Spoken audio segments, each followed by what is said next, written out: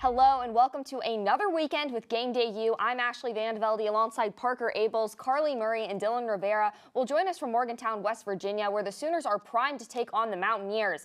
But before we get into what's going on today, let's take a look back at last week's matchup against the Baylor Bears. Oklahoma struggled containing Baylor the whole game, but part of this is because Dillon Gabriel threw 3 interceptions. Gabriel's 3 missed punches allowed Baylor to dominate the possession margin and put the Sooners defense back out on the field. But penalties and allowing the Bears to score at critical points knocked OU down. Baylor finished off Oklahoma 38-35 in Norman, and this was a tough loss for the Sooners. I sat in that press conference room with Brent Venables, Parker, after, and he was clearly not happy about the loss, and he expected more from this team. Yeah, you know, the Sooners fought the entire game, and it just wasn't enough to hold off the Bears. I know that loss hurt, and it's been on their mind all week, but they have another opportunity to win today, and I know they're excited about that. That they do. Carly, Dylan, how are you both feeling about last weekend? I'm Carly Murray, and alongside me is Dylan Rivera, and we're here in Morgantown for the Oklahoma Sooners versus West Virginia Mountaineers matchup. Dylan, how you feeling? I'm feeling good. I'm a little cold. It's going to be cold today, so not looking forward to that, but should be a great game. Now, before we talk about the game, let's talk about the Sooners game last week against the Baylor Bears, and the defense just left massive gaps on the field, and that allowed the Baylor's rushers to be explosive. Yeah, and then on the offensive end as well, Marvin Mims and Dillon Gabriel struggled at Iowa State to find that connection, but it was there against the Bears. 4 catches, 120 yards for Marvin Mims, including a touchdown, so not a bad day at the office.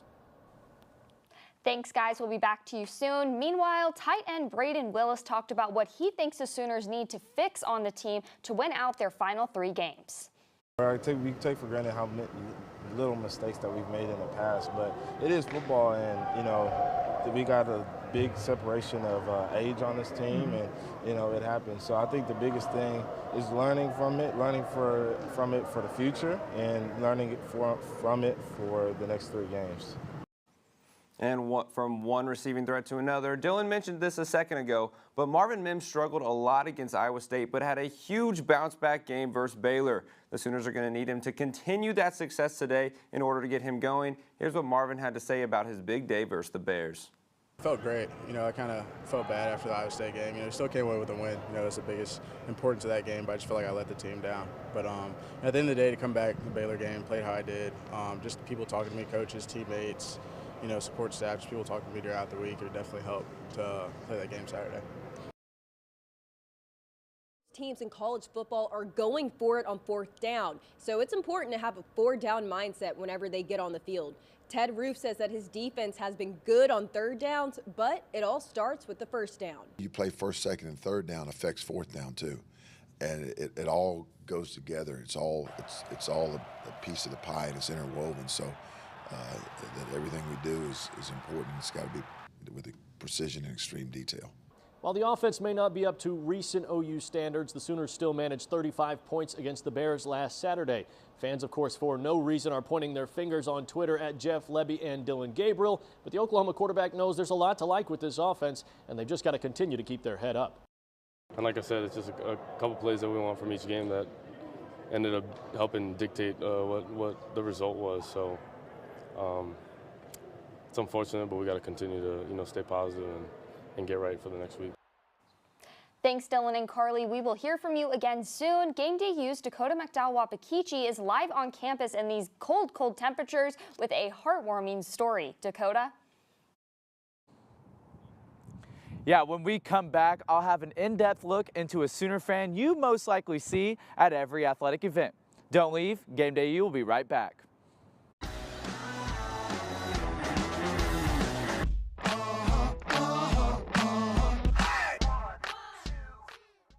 Is your family if a tornado shows up at your doorstep, or a flood, or a hurricane?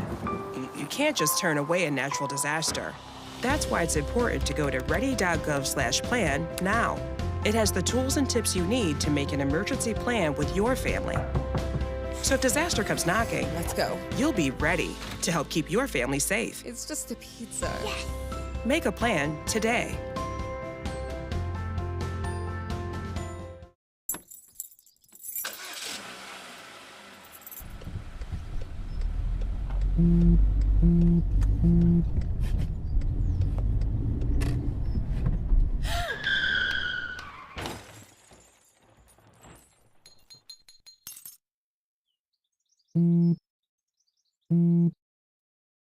Meet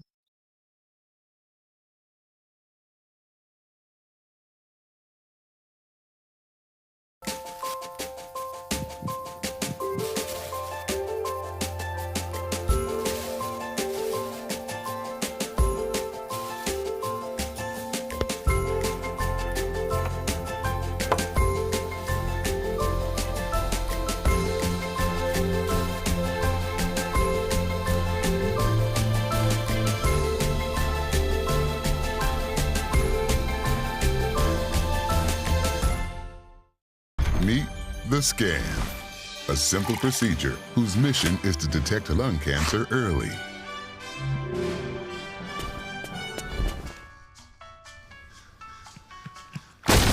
I'm here to save you! But I feel fine. That's great, but you may still be at high risk for lung cancer. Oh man, that's a new fence.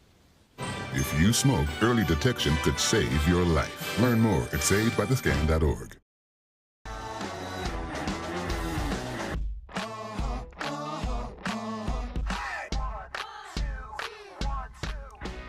Welcome back to Game Day U. Our very own Dakota McDowell-Wabakichi has more on a longtime OU superfan you probably recognize. Dakota?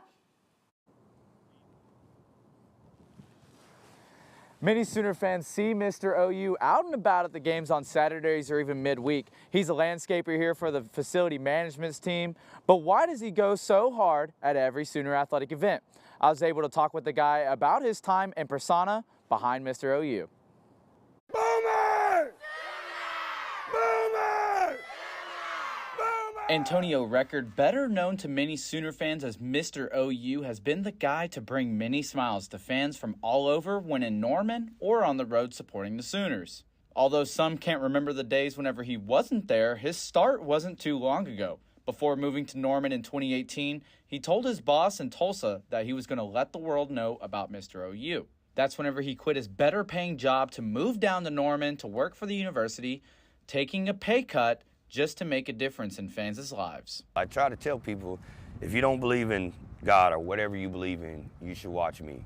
I am one of the brokest people you would meet, and somehow God blesses me to get to these places. It has not always been easy to make the games, as he has accepted donations from family, friends, and fans just to be able to attend the events. OU does not supply him with free tickets, but he said he will support his Sooners no matter what because of the impact he can make on the kids in the stands.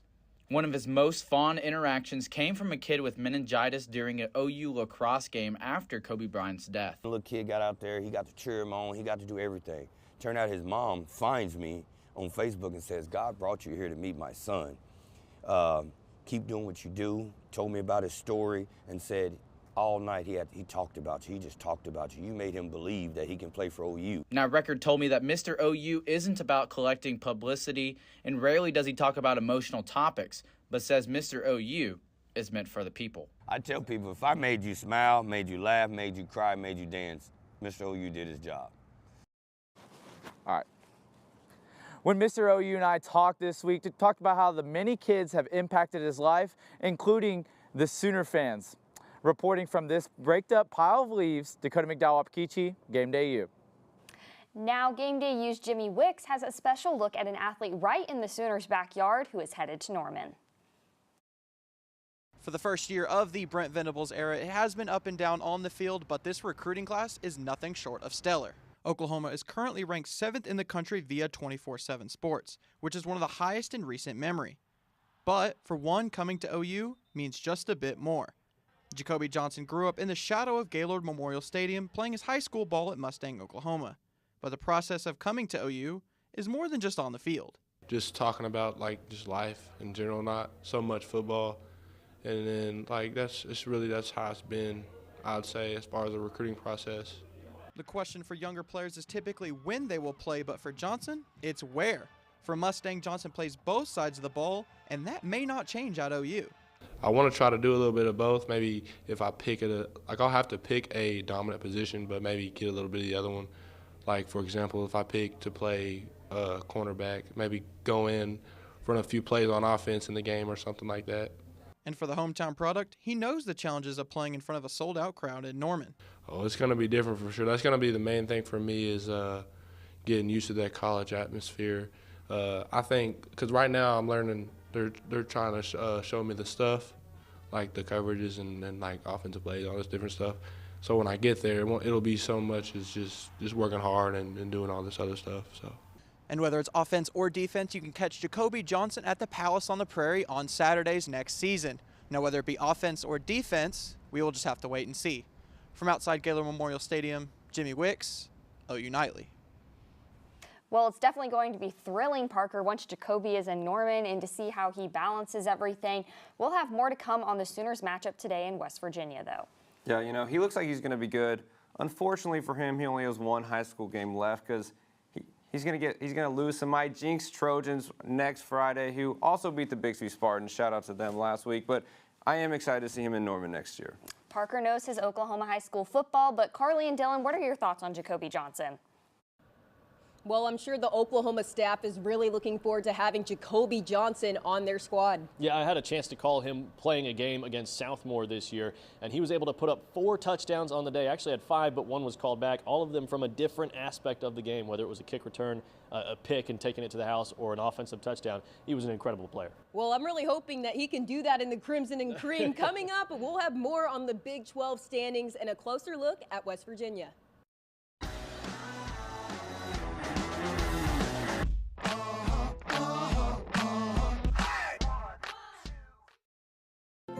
To Sophia and Gabriel. Even though these old knees can't follow on your adventure to the forest today, these flowers represent my love. These stitches and threads join us together.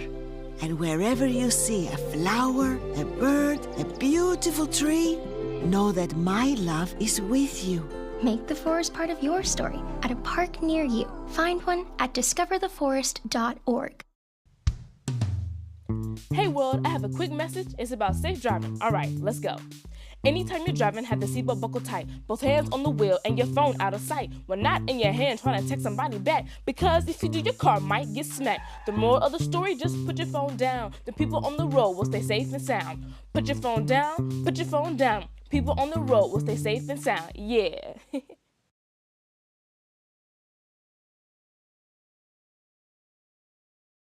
Central and Midwestern U.S. averages more than 850 tornadoes each year, and lately, the number of floods has been rising in the region too. So chances are, there will be more twisters and floods near here again. And between school, sports, and social lives, chances are, you won't be with your kids when it happens. Will they know what to do?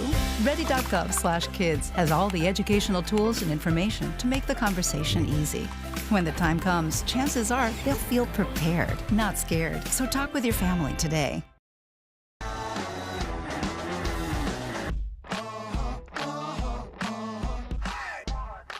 It's time to take a look at OU's opponent today in West Virginia. What can we expect from the Mountaineers?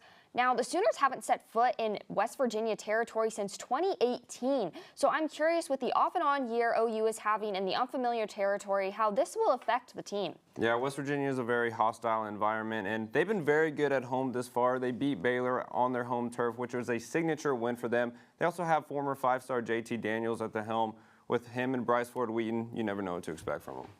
It will bear well for the Sooners. This game isn't at night too, but Dylan, Carly, what are you guys expecting from OU's opponent?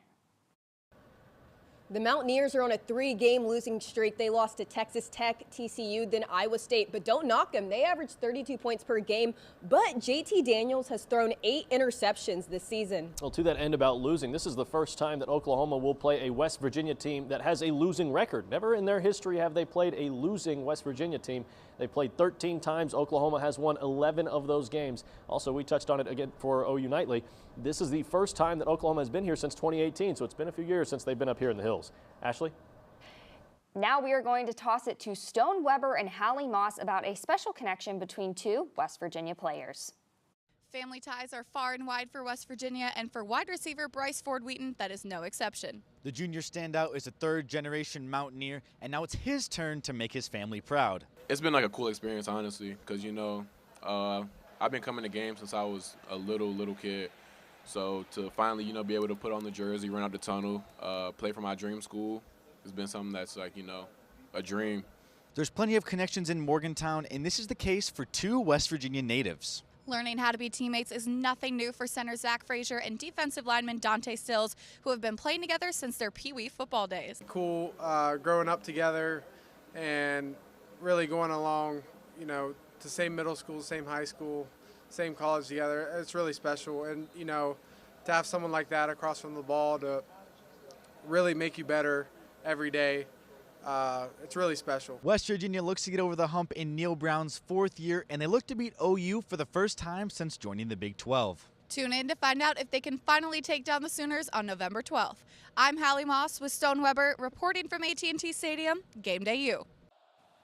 Now, it's not all about West Virginia and Oklahoma. There's plenty of other Big 12 action across the conference, so it's time to take a closer look. Kansas knocked off number 18 Oklahoma State last Saturday, and the goalposts in Lawrence were also knocked down. KU looks for another win in Lubbock this weekend, but Texas Tech is fighting right now to make it to a bowl game, sitting at a 4-5 record. Yeah, and the other Kansas team, of course, the Kansas State Wildcats, are coming off a tough loss to the Longhorns and now have a big road test versus Baylor. The two could be fighting for a spot in the Big 12 championship, as the winner could be in sole second place, depending on how the Longhorns do versus TCU. But Baylor is on a 3-game win streak, and the Wildcats will have their hands full in Waco. Now back to Morgantown. Carly Dillon, what are you taking notice of across the Big 12? The TCU Horned Frogs head down to the 40 acres to play Steve Sarkisian's Texas Longhorns. And this Texas team just beat a good Kansas State team.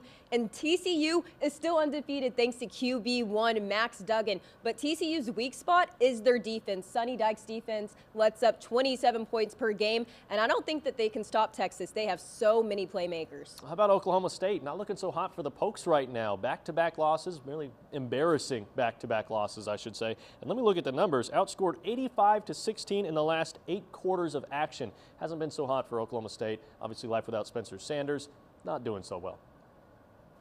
We've got more coverage of what you can expect from the Sooners in Morgantown coming right up.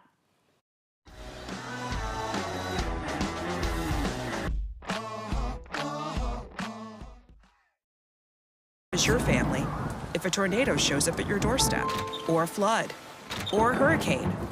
You can't just turn away a natural disaster. That's why it's important to go to ready.gov/plan now. It has the tools and tips you need to make an emergency plan with your family. So if disaster comes knocking, let's go. You'll be ready to help keep your family safe. It's just a pizza. Yes. Make a plan today.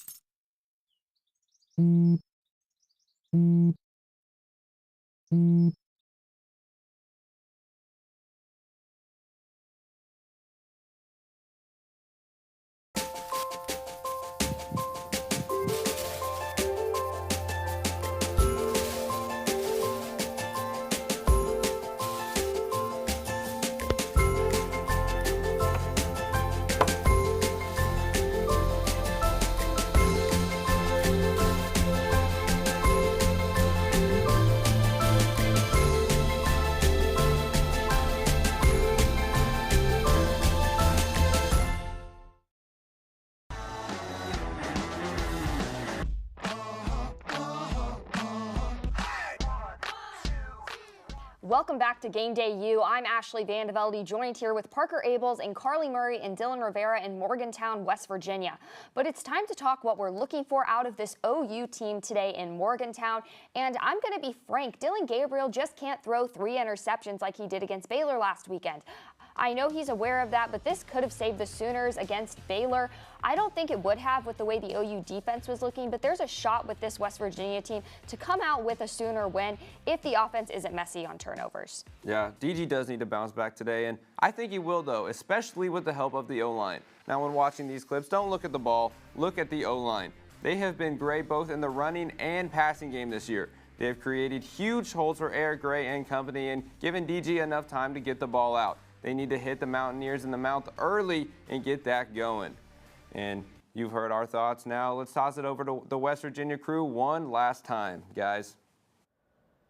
The Sooners have got to improve in gap integrity. Gap integrity starts with lining up at the line of scrimmage. The defensive line were not in their proper gaps after the ball was snapped, and that left massive holes, and that's how Baylor's run game was able to be so efficient last weekend. You can't have multiple guys in the same gap and have voids on the field. Well, to that point, Carly, let's just call out the whole front seven, because I want to call out the linebackers for nearly the same thing. This clip right here is all the proof you need that something isn't translating with this group. Both Stutzman and Kennick rush into the same gap and leave a massive hole for Craig Williams to walk through untouched. 6 points on the board. Stay patient, feed your gap, read the blockers, get over the top and finish. Okay, Dylan, let's move on to score predictions. I think that this will be an offensive matchup. I have Oklahoma beating West Virginia 35-30. I completely agree with you on the 35. I think Oklahoma gets 35 for back-to-back weeks. West Virginia puts up 24, so 35-24 the final score. Sooners walk away with a win. Well, that's all from us here in Morgantown. Back to you guys in the studio. Thanks, guys. I say OU rebounds and gets out of West Virginia with a 34-17 win over the Mountaineers. What about you, Parker? Yeah, I'm actually going to pull a Kirk Herbstreit, and I'm not going to give my pick just yet. I'm unfortunately not calling the game like he would, but I'll be giving my pick at the end of the show, so stick around for our game day picks.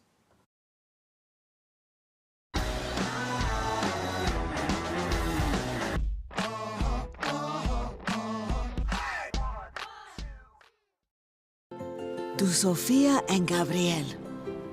Even though these old knees can't follow on your adventure to the forest today, these flowers represent my love. These stitches and threads join us together. And wherever you see a flower, a bird, a beautiful tree, know that my love is with you. Make the forest part of your story at a park near you. Find one at discovertheforest.org. Hey world, I have a quick message. It's about safe driving. All right, let's go. Anytime you're driving, have the seatbelt buckled tight, both hands on the wheel and your phone out of sight. When not in your hand trying to text somebody back, because if you do, your car might get smacked. The moral of the story, just put your phone down. The people on the road will stay safe and sound.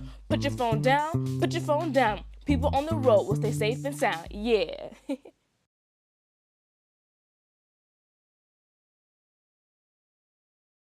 Central and Midwestern U.S. averages more than 850 tornadoes each year, and lately, the number of floods has been rising in the region too. So chances are, there will be more twisters and floods near here again. And between school, sports, and social lives, chances are, you won't be with your kids when it happens. Will they know what to do? Ready.gov/kids has all the educational tools and information to make the conversation easy. When the time comes, chances are they'll feel prepared, not scared. So talk with your family today. Family's visit to the forest inspired a beautiful question. Mother, mother, am I a tree? You tell me to stand tall. You tell me to stay rooted. I think I am a tree. My child, of course you are. But what kind of tree will you be? The kind to hug or the kind to climb? Doesn't matter what you choose, so long as you choose to be a tree that's kind. Make the forest part of your story at a park near you. Find one at discovertheforest.org. How prepared is your family if a tornado shows up at your doorstep, or a flood, or a hurricane? You can't just turn away a natural disaster. That's why it's important to go to ready.gov/plan now. It has the tools and tips you need to make an emergency plan with your family. So if disaster comes knocking, let's go. You'll be ready to help keep your family safe. It's just a pizza. Yes. Make a plan today.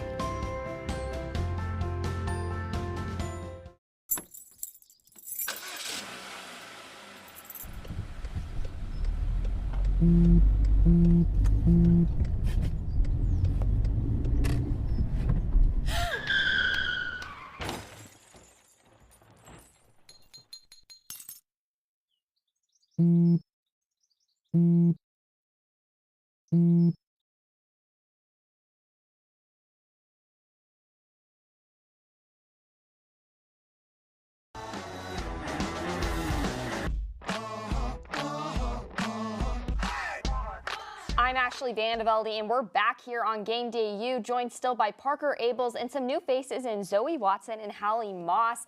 And it's time to cover the whole college football landscape in today's top matchups.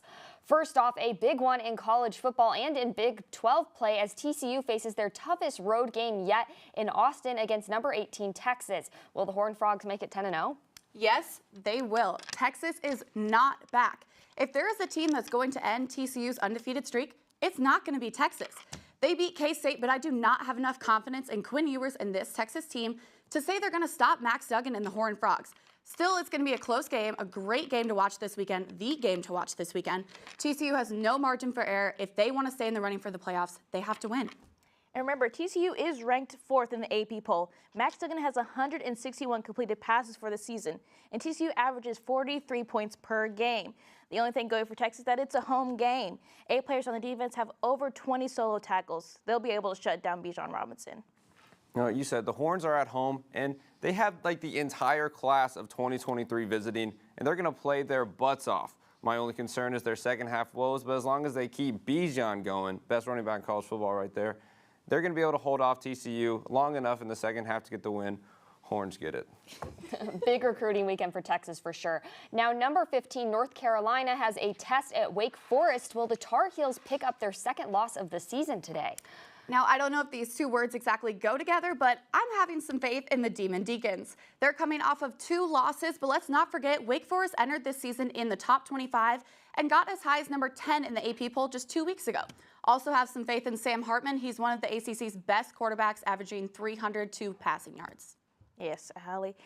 And even Sam Hartman's completion rate is 61%. That's pretty good. And Christian Turner has 6 touchdowns. Defensive side, Isaiah Wingfield has 5 interceptions. It's going to be a tough game for the Demon Deacons, but I think with a strong defense, they'll come out on top. And UCF only has 5 one-possession games, and they've won all of them. And I don't think the luck will be on their side today. All right, I love Sam Hartman as much as the next guy. I even watched him on QB1 when I was in high school. Man, I loved him, but I got to go with my fighting Mac Browns. Drake May is just too good. Wake has been struggling, and that black and gold just isn't going to be able to handle that high-powered UNC offense. UNC's winning today. Rolling with the Tide, Alabama heads west again this week, looking to avenge a loss at LSU last weekend. Will Ole Miss rebel and beat the Crimson Tide? Roll Tide, baby. This is not the beginning of the end of the Nick Saban dynasty. Every great team faces bumps in the road, and they're going to lose sometimes, but I can tell you one thing, it will not be to Ole Miss. Ole Miss does not have enough legitimate talent on either side of the ball to take down Bama, even the beatable Bama that we've seen at times this season. I think every team Ole Miss has faced this season is pretty mediocre except for LSU, and they lost to them in far worse fashion than Alabama did. I will say I have been loving Lane Kiffin in the media recently, though. Zero chill. Yeah, Hallie, he's even referencing Taylor Swift's album in his recent interviews. But I think Alabama will come out guns blazing for this game, losing 1 and now 2 games. That's not how Alabama rolls. And the composure of Bryce Young with 2,234 passing yards, it's going to be a good game for them, hopefully. And then the defense, Kool-Aid McKinstry, he's amazing. 22 tackles and 12 pass deflections. He's got this game going. Yeah, I can't remember the last time Nick Saban lost back-to-back games. I'm a big Ole Miss guy, but Saban's going to be mad, and he's going to get the win today. And now it is time to pick the hometown team. Are the Sooners bringing the win back to Norman and keeping the undefeated streak over the Mountaineers going? Boomer Sooner, please don't let me down. Oklahoma hasn't been the best in the Big 12, but West Virginia has been worse. OU's bouncing back after the losses that they've had, and I think they're going to bring the win back from Morgantown. And I think OU will be going into this game with a chip on their shoulder. They don't like to lose. But I think I have to say West Virginia is going to come out to pull all the stops. Even tight end C.J. Donaldson averages 6 yards per carry, and Dylan Gamer with no interceptions. West Virginia wins the game. Come on, Zoe. No, OU's going to win. West Virginia's the worst team in the country, or the worst team in the Big 12. OU's going to win. Thank you so much for tuning in to Game Day U. I'm Ashley Vandevelde. For Parker Abel, Zoe Watson, Hallie Moss, and our crew in West Virginia, have a fun game day because they're almost coming to an end. As your family, if a tornado shows up at your doorstep, or a flood, or a hurricane, you can't just turn away a natural disaster. That's why it's important to go to ready.gov/plan now. It has the tools and tips you need to make an emergency plan with your family. So if disaster comes knocking, let's go. You'll be ready to help keep your family safe. It's just a pizza. Make a plan today.